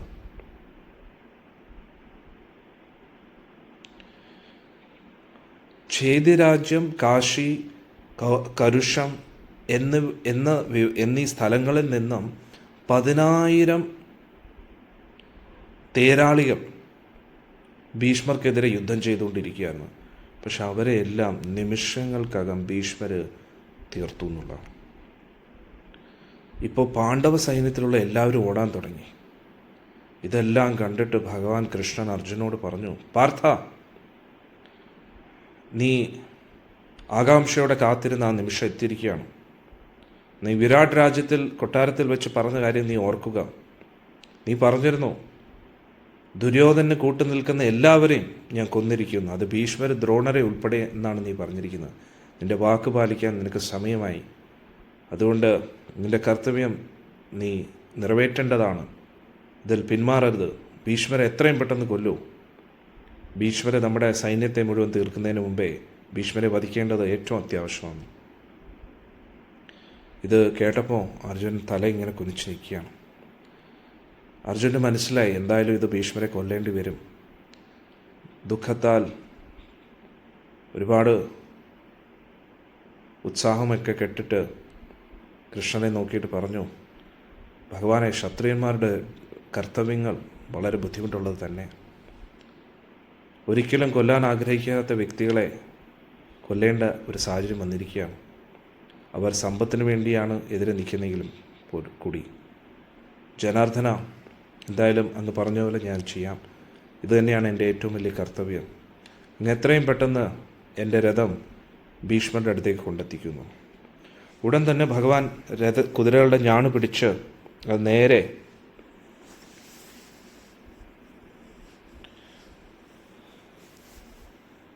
ഭീഷ്മർക്കെതിരെ കൊണ്ടെത്തിക്കുകയാണ്. അർജുൻ ഭീഷ്മരുമായിട്ട് യുദ്ധം ചെയ്യാനായിട്ട് എത്തിയെന്ന് കണ്ടപ്പോൾ പാണ്ഡവ വിഭാഗത്തിലുള്ള എല്ലാവർക്കും വലിയ പ്രചോദനമായി. അവർ ഭയത്താൽ ഓടിക്കൊണ്ടിരിക്കുകയാണ്. അവരെല്ലാവരും പിന്നെ ഒത്തുകൂടി. ഭീഷ്മരും വളരെ ആകാംക്ഷയോടെ കാത്തിരുന്ന നിമിഷം എത്തി. ഉടൻ തന്നെ ഒരു കൂട്ടം അസ്ത്രങ്ങളാൽ അർജുനെ മൂടി ഭീഷ്മർ. അങ്ങനെയാണ് ഭഗവാനെയും അർജുനെ സ്വാഗതം ചെയ്തത്. അസ്ത്രങ്ങൾ കൊണ്ട് പൂക്കൾ എറിയുന്ന പോലെയായിരുന്നു ഭീഷ്മർ അസ്ത്രങ്ങൾ എറിഞ്ഞുകൊണ്ടിരുന്നത്. ഭഗവാൻ അതിവിദഗ്ധമായിട്ട് രഥം ഓട്ടിച്ചു എന്നുള്ളതാണ്. അതിൽ ഒരു രഥം പോലും അർജുനോ രഥത്തിലോ കൊള്ളാത്ത വിധം ഭഗവാൻ അങ്ങോട്ടും ഇങ്ങോട്ടും ഒഴിഞ്ഞു മാറിയിരുന്നു. അതിനുശേഷം അർജുൻ അതിശക്തമായിട്ടുള്ള ഒരു അസ്ത്രം കൊണ്ട് ഭീഷ്മരുടെ വില്ല് രണ്ടായിട്ട് ഒടിക്കുകയാണെന്നുള്ളതാണ്. ഭീഷ്മർ ഉടൻ തന്നെ പുതിയൊരു വില്ല് റെഡിയാക്കി. എന്നിട്ട് അതിൽ അസ്ത്രം തൊടുക്കുന്നതിന് മുമ്പേ അർജുൻ അതും തകർത്തു എന്നുള്ളതാണ്. ഉടനെ തന്നെ ഭീഷ്മർ ചിരിച്ചിട്ട് പറഞ്ഞു, മിടുമിടുക്കൻ എന്നൊക്കെ പറഞ്ഞു. എന്നിട്ട് എങ്ങനെയൊക്കെയോ വീണ്ടും അർജുൻ അസ്ത്രങ്ങൾ അയച്ചപ്പോൾ അതിനേക്ക് ഒഴിഞ്ഞു മാറി വീണ്ടും ഒരു വില്ല് തയ്യാറാക്കി. എന്നിട്ട് കറങ്ങി പടപടാന്ന് അസ്ത്രങ്ങൾ അയക്കാൻ തുടങ്ങി. അപ്പോഴും ഭഗവാൻ കൃഷ്ണ ഒഴിഞ്ഞു മാറിയെന്നുള്ള ഒരസ്ത്രം പോലും അർജുൻ്റെ രഥത്തിനോ കൊള്ളാത്ത രീതിയിൽ ഭഗവാൻ ഒഴിഞ്ഞു മാറിയെന്നുള്ള. ഭീഷ്മരുടെ ഒരു അസ്ത്രം പോലും ഉന്നത്തിൽ കൊണ്ടില്ലെന്നുള്ളതാണ്. വളരെ ഇത് ഭീഷ്മർക്ക് കൂടുതൽ എന്തോ പറയുക, ഭീഷ്മരുടെ വാശി കൂടുതൽ വർദ്ധിച്ചു. ഭീഷ്മർ അതിതീവ്രമായിട്ട് അസ്ത്രങ്ങൾ അയക്കാൻ തുടങ്ങി. എന്നിട്ട് ഭഗവാനെ സൂക്ഷിച്ച് നിരീക്ഷിക്കാൻ തുടങ്ങി. ഇനി ഭഗവാൻ എങ്ങനെ ലെഫ്റ്റിലോട്ടായിരിക്കും പോകുന്നത്, അതോ റൈറ്റിലോട്ടാണോ, അത് മുൻകൂട്ടി മനസ്സിലാക്കി അതിനനുസരിച്ച് അസ്ത്രം അയച്ചു എന്നുള്ളതാണ്. അന്നേരം മുൻകൂട്ടി കാൽക്കുലേറ്റ് ചെയ്ത് അസ്ത്രം അയച്ചു എന്നുള്ളതാണ്. അപ്പോൾ ആ ഭഗവാനും അസ്ത്രം തുളച്ചു കയറി അർജുനും കൊണ്ട് ഒരു കൂട്ടം അസ്ത്രങ്ങളാൽ ഭഗവാൻ ഇങ്ങനെ മൂടി നിൽക്കുകയാണ്. ഭഗവാനും അർജുനും അസ്ത്രങ്ങളെ കൊണ്ട് നിറഞ്ഞു എന്നുള്ളതാണ്. എന്നിട്ട് അർജുൻ അതിന് പകരമായിട്ട് വീണ്ടും അസ്ത്രങ്ങൾ അയച്ചു. പക്ഷെ എന്നാലും അർജുൻ പകുതി മനസ്സ് വെച്ചിട്ടാണ് യുദ്ധം ചെയ്യുന്നത്. കാരണം പിതാമഹനെതിരെ എങ്ങനെയാണ് യുദ്ധം ചെയ്യുക, പിതാമഹനെ എങ്ങനെ കൊല്ലുക, ഇപ്പോഴും അർജുൻ്റെ ഉള്ളിൽ ആ ചിന്തകൾ നിറഞ്ഞു നിൽക്കുകയാണ്. പക്ഷെ ഭീഷ്മരോ ഒരു ദയയില്ലാതെ അർജുനെ കൊല്ലാൻ വേണ്ടി തന്നെ അസ്ത്രങ്ങൾ അയച്ചുകൊണ്ടിരിക്കുകയാണ്. അതുകൂടാതെ ചുറ്റും നിൽക്കുന്ന പാണ്ഡവ സൈന്യരെയും കൊല്ലാൻ വേണ്ടി തന്നെ അസ്ത്രങ്ങൾ അയച്ചുകൊണ്ടിരിക്കുകയാണ്. തുടർച്ചയായിട്ട് അദ്ദേഹത്തിൻ്റെ ആ വില്ലിൻ്റെ ആ ഞാൺ വലിക്കുന്ന ശബ്ദം ടാങ് ടാങ് ടാങ് എന്ന് പറഞ്ഞ് ഇങ്ങനെ കേട്ടുകൊണ്ടേയിരിക്കുകയാണ്. എന്നിട്ട് അദ്ദേഹത്തിൻ്റെ ആ അസ്ത്രങ്ങൾ എല്ലാ ദിശകളിലും ഇങ്ങനെ വ്യാപിച്ചിരിക്കുക എന്നുള്ളതാണ്. എല്ലാ ദിശകളിലും പല പല യോദ്ധാക്കളുടെ ശരീരം തുളച്ചു കയറി കുതിരകളും ആനകളും എല്ലാം മരിച്ചു വീഴുക എന്നുള്ളതാണ്. അവസാനം ഭീഷ്മർ ഫുൾ ശ്രദ്ധയും അർജുൻ്റെ രഥത്തിലേക്ക് കേന്ദ്രീകരിച്ചു. ഭഗവാൻ കൃഷ്ണനെ ഇത് ഭയങ്കര രസമാണ്, എല്ലാവരും ശ്രദ്ധിക്കണം. ഒരു കൂട്ടം അസ്ത്രങ്ങളാൽ മുറിവേൽപ്പിച്ചു. ഭഗവാൻ ആ രഥം ഓടിച്ചുകൊണ്ടിരിക്കുമ്പോൾ വിറയ്ക്കാൻ തുടങ്ങി. ആ രീതിയിൽ അതിതീവ്രമായിട്ടുള്ള അസ്ത്രങ്ങൾ അയച്ചു. ഇത് കണ്ടിട്ട് ഭീഷ്മർ ചിരിക്കാൻ തുടങ്ങി. എന്നിട്ട് 1000 അസ്ത്രങ്ങൾ അർജുനെതിരെ അയച്ചു എന്നുള്ളതാണ്. അപ്പോഴും അർജുൻ പകുതി മനസ്സ് വെച്ചാണ് യുദ്ധം ചെയ്യുന്നത്. ഇത് കണ്ടിട്ട് ഭീഷ്മരുടെ ഈ ശക്തിയും അസാമാന്യ യുദ്ധമൊക്കെ കണ്ടിട്ട് ഭഗവാൻ അങ്ങോട്ട് അത്ഭുതമായി. ഭഗവാൻ അങ്ങോട്ട് ദേഷ്യം വന്നു. ഭഗവാൻ ചിന്തിച്ചു, ത്രിലോകങ്ങളെ മുഴുവൻ തീർക്കുന്ന രീതിയിലാണ് ഭീഷ്മരുടെ യുദ്ധം. ഭീഷ്മർ ഒരു അന്തകനെ പോലെയാണ് ഇന്നിപ്പോൾ നിൽക്കുന്ന യുദ്ധത്തിൽ. പാണ്ഡവ യോദ്ധാക്കളെ, പ്രധാന യോദ്ധാക്കളെയാണ് ഭീഷ്മർ ഇപ്പോൾ ലക്ഷ്യമാക്കിക്കൊണ്ടിരിക്കുന്നത്. അതും അർജുനാണെങ്കിൽ പൂർണ്ണ മനസ്സോടെ യുദ്ധവും ചെയ്യുന്നില്ല. ഭഗവാൻ ചിന്തിച്ചു, ദേവന്മാരും അസുരന്മാരും ചേർന്ന് നിൽക്കുന്ന എതിരാളികളെ പോലും ഭീഷ്മർക്ക് കൊല്ലാൻ കഴിയും ഇങ്ങനെ പോയി കഴിഞ്ഞാൽ. അർജുൻ ഒന്നും ചെയ്തില്ല എങ്കിൽ തീർച്ചയായിട്ടും അർജുൻ വരെ ഈ അസ്ത്രം കൊണ്ട് മരിക്കേണ്ടി വരും. ഇപ്പം തന്നെ അർജുന് നന്നായി മുറിവേറ്റിരിക്കുകയാണ്. ഉടൻ തന്നെ ഭഗവാൻ വിചാരിച്ചു, ഞാൻ സ്വയം ഇനി ഭീഷ്മരെ കൊല്ലാൻ പോവുകയാണ്. എനിക്കിങ്ങനെ പാണ്ഡവരെ കൊല്ലുന്നത് കണ്ടു നിൽക്കാൻ കഴിയില്ല.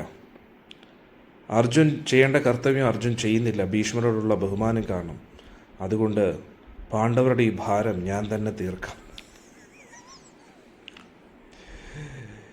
ഇങ്ങനെ ഭഗവാൻ ചിന്തിച്ചുകൊണ്ടിരുന്നപ്പോൾ ഭീഷ്മര് ഇത്രയും നേരം എത്ര തീവ്രതയോടെയായിരുന്നു യുദ്ധം ചെയ്യുന്നത്, അത് ഇനി ഇരട്ടിപ്പിച്ചു എന്നുള്ളതാണ്. പല പല ദിവ്യാസ്ത്രങ്ങൾ ആക്രമിക്കാൻ തുടങ്ങി, ദിവ്യാസ്ത്രങ്ങൾ കൊണ്ട് എറിയാൻ തുടങ്ങി. ആ ദിവ്യാസ്ത്രങ്ങളെ കൊണ്ട് അർജുനെ അങ്ങ് മൂടി എന്നുള്ളതാണ്. ആകാശമോ ഭൂമിയോ സൂര്യനെ ഒന്നും കാണാൻ പറ്റുന്നില്ലായിരുന്നു. യുധിഷ്ഠിരൻ്റെ സൈന്യങ്ങളെല്ലാം തകർന്നു വീഴുകയായിരുന്നു. എല്ലാവരും രഥത്തിൽ നിന്നും ചാടി ഓടാൻ തുടങ്ങി.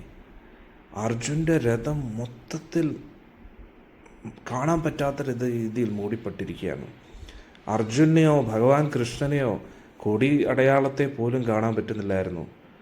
ആ സമയത്ത് ദൃഷ്ടദ്യുമ്നൻ അവിടെ ശംഖൂതി അവിടെ എത്തി. പക്ഷെ എന്നിട്ടും ഭഗവാൻ കൃഷ്ണൻ അർജുൻ്റെ രഥത്തെ വിദഗ്ധമായിട്ട് അങ്ങോട്ട് മാറ്റി ഇങ്ങോട്ട് മാറ്റി ഭീഷ്മരുടെ ഒരു അസ്ത്രങ്ങൾ പോലും കൊള്ളാത്ത രീതിയിൽ മാറ്റി എന്നുള്ളതാണ്. എന്നിട്ട് ദൃഷ്ടദ്യുമ്നൻ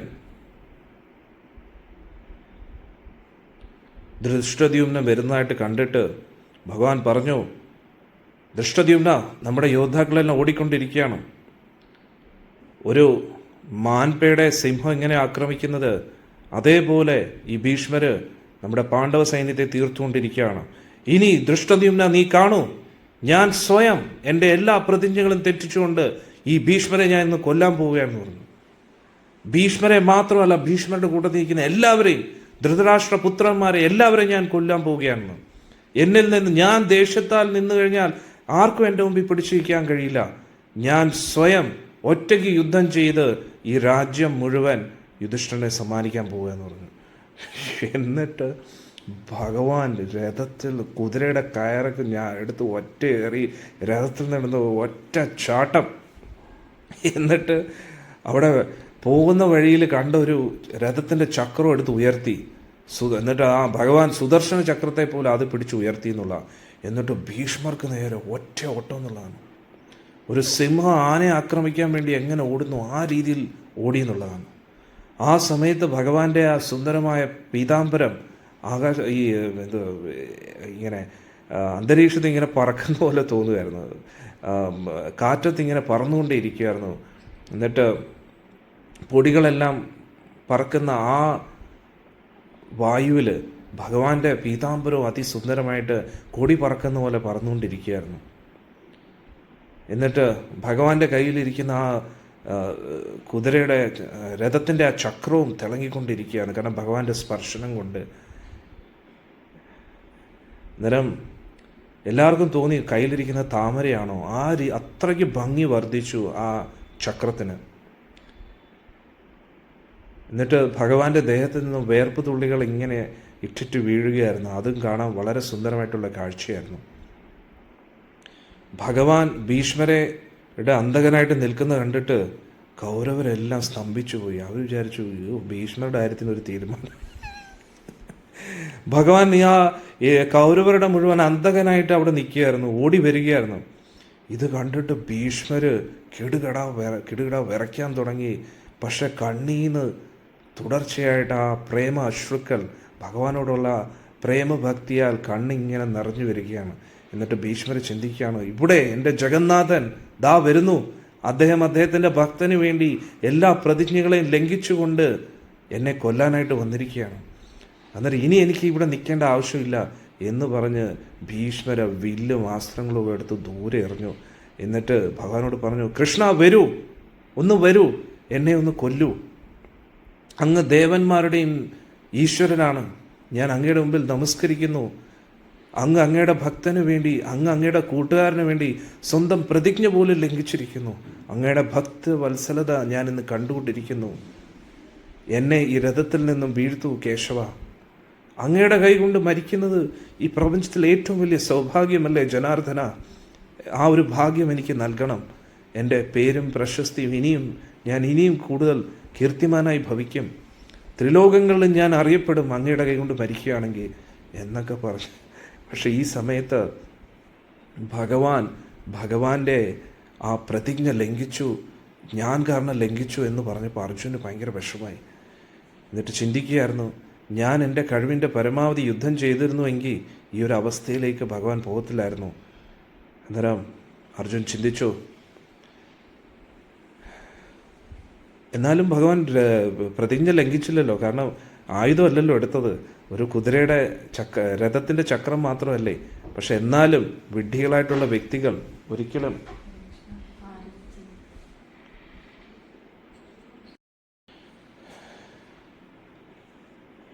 അർജുൻ ചിന്തിക്കുകയാണ്, ഞാൻ കാരണം ഭഗവാന്റെ പ്രതിജ്ഞ ലംഘിക്കപ്പെട്ടില്ലേ എന്നൊക്കെ വിചാരിച്ച അർജുന് ദേഷ്യം വന്നു, വിഷമം വന്നു, സ്വയത്തോട് തന്നെ ദേഷ്യം വന്നു. അർജുൻ ഗാന്ധീവൊക്കെ എറിഞ്ഞ് രഥത്തിൽ നിന്ന് ചാടി. എന്നിട്ട് ഭഗവാന്റെ പുറകെ ഓടുകയായിരുന്നു. ഏകദേശം ഭഗവാൻ പകുതി ദൂരം കവർ ചെയ്തു എന്നുള്ളതാണ്, ഓടിക്കൊണ്ട്. ഇത് സാധാരണ നമ്മൾ സീരിയലിൽ ഈ രംഗം കാണുമ്പോൾ ഭഗവാൻ ഇങ്ങനെ സ്റ്റൈലിൽ നടക്കുന്നതായിട്ടാണ് കാണുന്നത്. ഇവിടെ നടക്കിൽ ഓടുകയായിരുന്നു.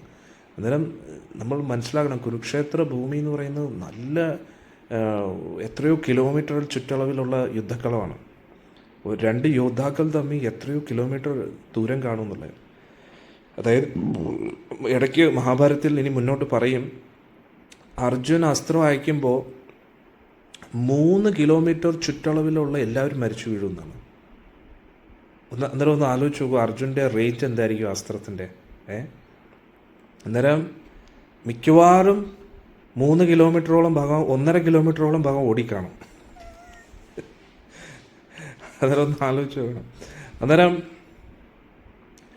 അർജുൻ ഭഗവാൻ കൃഷ്ണൻ ഏകദേശം പകുതി ദൂരത്തോളം കവർ ചെയ്തു എന്നുള്ളതാണ്. പകുതി ദൂരത്തോളം കവർ ചെയ്തു. എന്നിട്ട് ഭഗവാന്റെ മേൽവസ്ത്രം താഴെ വീണു. അപ്പോഴും ഭഗവാൻ കണ്ണൊക്കെ ചുവന്ന് ഭീഷ്മരെ ദേഷ്യത്താൽ ഇങ്ങനെ നോക്കിക്കൊണ്ടിരിക്കുകയാണ്. എന്നിട്ട് ഭഗവാൻ അലറിക്കൊണ്ട് പറയാണ്, നീയാണ് ഈ കൊലപാതകത്തിനെല്ലാം കാരണം. യഥാർത്ഥത്തിൽ ഒരു ബുദ്ധിമാനായിട്ടുള്ള മന്ത്രിയുടെ ഉത്തരവാദിത്വമാണ് മൂഢനായിട്ടുള്ള രാജാവിനെ നേരായിട്ടുള്ള വഴി കാണിക്കുക എന്ന്.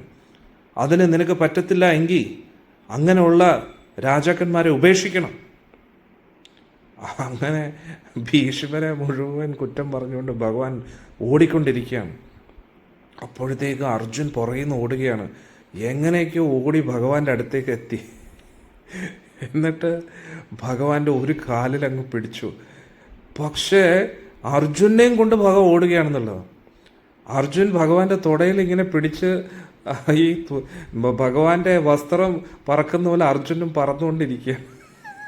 തുടയിൽ ഇങ്ങനെ തൂങ്ങി കിടക്കി. എന്നിട്ട് ഭഗവാൻ വീണ്ടും ഓടുക. അപ്പോഴും ഭീഷ്മര് ഇതെല്ലാം കണ്ട് സന്തോഷത്തോടെ തല കുറിച്ച് ഇങ്ങനെ നിൽക്കുകയാണ്. എന്നിട്ട് ഭഗവാന്റെ അടുത്ത് പറയുക, കൃഷ്ണ, അങ്ങ് പറഞ്ഞതെല്ലാം സത്യമാണ്. പക്ഷെ ഭഗവാനെ, ഞാൻ ധൃതരാഷ്ട്രരോട് എത്രയോ പ്രാവശ്യം പറഞ്ഞു ദുര്യോധനെ ത്യജിക്കാനായിട്ട്. എങ്ങനെയാണോ ഭോജവംശത്തിലുള്ളവർ കംസനെ ത്യജിച്ചത്, പക്ഷേ ഒട്ടും കേട്ടില്ല. വിധി വളരെ ശക്തമാണല്ലോ കൃഷ്ണ. അവസാനം ഭഗവാൻ കൃഷ്ണ അപ്പോഴും ഓടിക്കൊണ്ടിരിക്കുക. അന്നേരം അർജുൻ ഇങ്ങനെ തൂങ്ങിക്കിടക്കുകയാണ്. അവസാനം അർജുൻ എന്ത് ചെയ്ത് കാല് ഭൂമിയിൽ ചവിട്ടി പിടിച്ചു എന്നുള്ളതാണ്. വലിയൊരു നല്ല ആഴത്തിൽ അർജുൻ ചവിട്ടി എന്നുള്ള ഒരു കുഴി സൃഷ്ടിക്കപ്പെട്ടു. എന്നിട്ട് അർജുൻ അവിടെ ഇങ്ങനെ ഒരു കാല് വെച്ച് ഇങ്ങനെ ഒരഞ്ഞുകൊണ്ട് പോയി.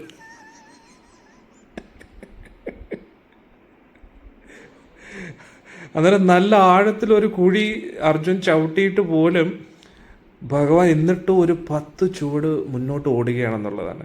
അവസാനം ഭഗവാനെ ഒരുവിധം പിടിച്ചു നിർത്തിയിട്ടില്ല. ഭഗവാൻ നിന്ന ഉടനെ അർജുൻ കാല് പൊക്കിയിട്ട് ഭഗവാന്റെ കാൽക്കൽ വീണിട്ട് പറഞ്ഞിട്ട്, ഭഗവാനെ ശാന്തനാവും കേശവ, അങ്ങാണ് നമുക്ക് ഒരേ ഒരു ആശ്രയം, അങ്ങ് അതിൽ അങ്ങേക്ക് അറിയാമല്ലോ, പക്ഷെ അങ്ങയുടെ പ്രതിജ്ഞ അങ്ങ് ലംഘിക്കരുത്. അതങ്ങ് പറഞ്ഞതല്ലേ ഞാൻ ഒരിക്കലും ആയുധം എടുക്കത്തില്ലെന്ന്. അതുകൊണ്ട് അങ്ങയുടെ പ്രതിജ്ഞ ലംഘിക്കരുത്. ഞാൻ എൻ്റെ മക്കളും എൻ്റെ സഹോദരങ്ങളും എല്ലാവരുടെയും പേരിൽ ഞാൻ പ്രതിജ്ഞ ചെയ്യുന്നു, ഞാൻ എൻ്റെ എല്ലാ ശക്തി ഉപയോഗിച്ച് ഞാൻ യുദ്ധം ചെയ്യും. ഇതുവരെ ഞാൻ യുദ്ധം ചെയ്യാത്ത വിധത്തിൽ ഞാൻ യുദ്ധം ചെയ്യും കൃഷ്ണ. അങ്ങ് പറഞ്ഞ പോലെ ഞാൻ എല്ലാം ചെയ്യാം. ഞാൻ കുരുവംശത്തെ മുഴുവൻ ഭീഷ്മരുൾപ്പെടെ എല്ലാവരും തീർക്കാമെന്ന് പറഞ്ഞു. ഈ പ്രതിജ്ഞ കേട്ടപ്പോൾ ഭഗവാൻ ശാന്തനായി. ഭഗവാൻ രഥത്തിലെ ചക്രം താഴോട്ട് എറിഞ്ഞു. ഇതെല്ലാം കണ്ടിട്ട് ഭീഷ്മർ ഭഗവാനെയും അർജുനെയും അത്ഭുതത്തോടു കൂടി നോക്കുകയാണ്. അവർ നടന്നുകൊണ്ട് തിരിച്ച് രഥത്തിലേക്ക് പോകുന്ന കാണുകയാണ്. അപ്പോഴേക്കും സൂര്യൻ അസ്തമിച്ചു. അന്നേരം ഏകദേശം ഉച്ച കഴിഞ്ഞപ്പോഴായിരുന്നു ഭഗവാൻ ഈ സംഭവമൊക്കെ നടക്കുന്നത്. അന്നേരം എത്ര മണിക്കൂറായിരുന്നു ഈ ഭഗവാന്റെ സംസാരം. അതൊക്കെ വളരെ ചുരുക്കത്തിലാണ് പറഞ്ഞിരിക്കുന്നത്. ഭഗവാൻ ഭീഷ്മരെ കൊല്ലാൻ തന്നെ തീരുമാനിച്ചിരിക്കുകയായിരുന്നു. ഹരേ കൃഷ്ണ. ഇരുപക്ഷത്തും ശംഖൂതി. അങ്ങനെ 2 പക്ഷത്തിലുള്ള സൈനികരും അവരവരുടെ ശിബിരത്തിലേക്ക് പോയി. എല്ലാവരുടെ ഉള്ളിലും ഭഗവാൻ കൃഷ്ണൻ്റെ ആ ഒരു ദൃശ്യം മാത്രമേ ഉണ്ടായിരുന്നുള്ളൂ. ഭഗവാൻ കൃഷ്ണനും ഭീഷ്മരുടെ ഇടയിൽ നടന്ന ആ സംഭവം എല്ലാവരും, പാണ്ഡവരും കൗരവരും, ആ ഒരു കാര്യം മാത്രം ചർച്ച ചെയ്യുകയാണ്.